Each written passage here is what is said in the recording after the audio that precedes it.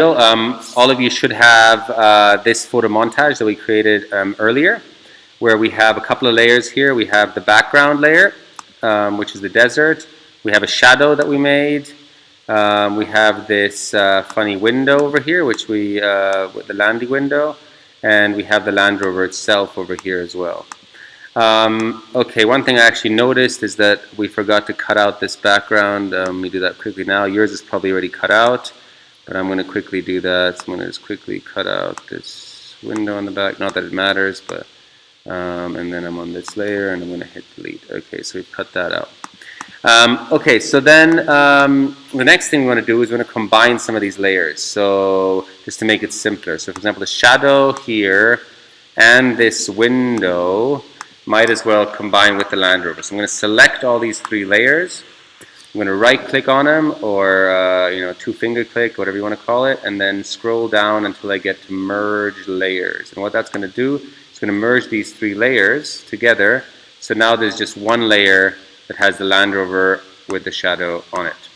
So now I'm going to animate this. And what we wanted to do is just some basic animations here. So what I want to do is I want to go to Window up here and then go to Timeline. And what that does, it brings up your timeline bar at the bottom here.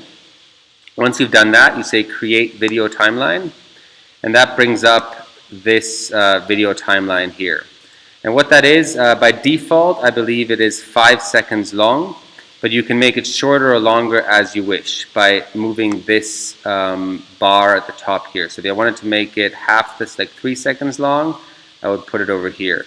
For now, I'm just going to leave it at the 5 second mark, and I can always make it longer as well, but let's just leave it at the 5 second mark here. And what I'll see is that each of these layers correspond to the layers I have here. So I'll see there's a background layer and a layer 1, same thing here, background layer, layer 1. If I click on this arrow at the side, I can open up these layers. By default, it gives you these three options: position, opacity, and style. For each of these. So the first thing I'm going to do is let's just let's just animate this car moving from left to right. It's obviously not going to look realistic because the wheels are not going to turn and stuff, but at least you get the concept of how it works. So what we're going to do is we're going to open up the Land Rover image here. We're going to click on the stopwatch for position. And when we click on the stopwatch over here, it'll give us a little diamond, or it's called a keyframe over here. And what that does is it lets me know that I'm going to animate this layer. What I can do then is, let's just say I want it to go over 2 seconds, somewhere here. I want it to move from left to right. So what I'm going to do then is I'm going to drag this to the 2 second mark, and then drag my Land Rover. Let me click on the Land Rover and drag it off the screen, let's say, or somewhere like that. And what you'll see, once I drag it, it'll create another keyframe.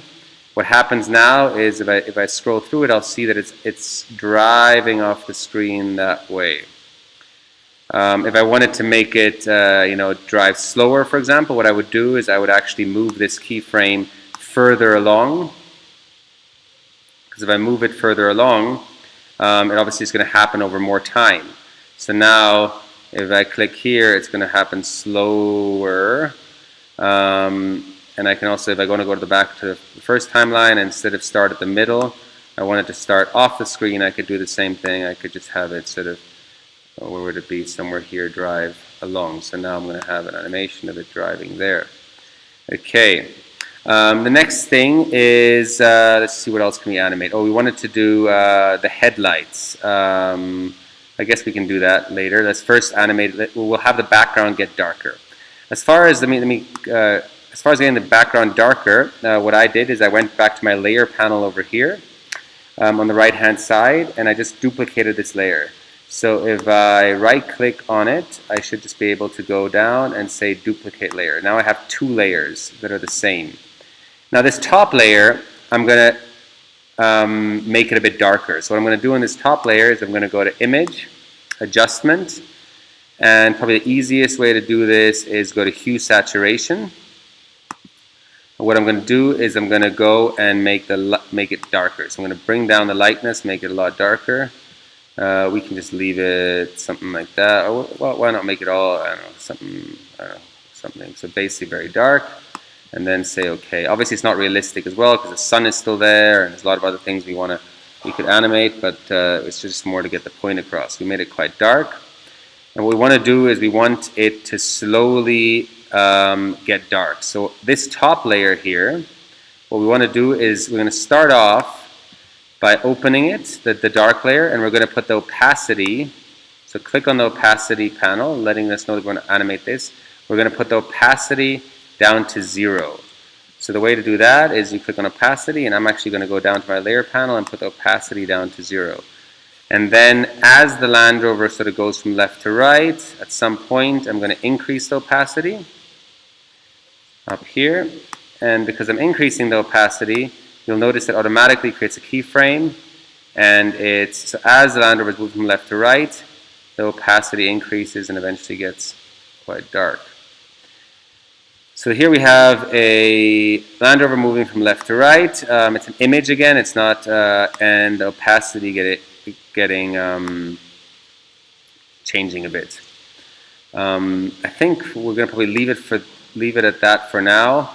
You can animate it in different ways if you want. You can do different things, but for now, and then to export it, you're going to go File. Sorry, you're going to go. No, sorry, I'm wrong. You go to the side here to this, and you go click and you say Render Video. And when you render the video, you can call it whatever you want. It gives you a couple of options. You probably don't need it to be high quality. You can probably change it to one of these other settings, but let's leave it at high quality for now. H.264 is a good video format, and then just hit render. I didn't actually look where I'm saving it. Let me save it on the desktop for now. Desktop, okay. And then just hit render, and it's going to render your video as a video.